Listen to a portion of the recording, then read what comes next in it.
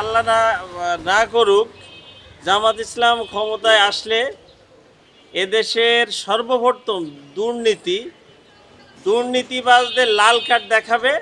এক, এদেশে দুর্নীতি একদম জিরো টলারেন্সে আসবে, একদম 1 মাসের ভিতরে। আমার মনে হয়, মানুষ কয় 1 বছর 2 বছর লাগবে না, বাংলাদেশ জামাত ইসলাম যদি ক্ষমতায় আসে, দুর্নীতি একেবারে 1 মাসের ভিতরে জিরো টলারেন্সে এসে যাবে ইনশাল্লাহ। আছে লুটপট, এমনি জামাত ইসলাম যেদিন ক্ষমতায় আসবে সেদিন থেকে ওদের রাইতে খাওয়া ঘুম সেদিন থেকে হারাম হয়ে যাবে, এবং কি করবে দিশিয়ার হয়ে যাবে ইনশাল্লাহ। এবং জামাত ইসলামী আগামী নির্বাচন 12 ফেব্রুয়ারি বিপুলভাবে জয়লাভ করবে ইনশাল্লাহ। 200 আসনের বেশি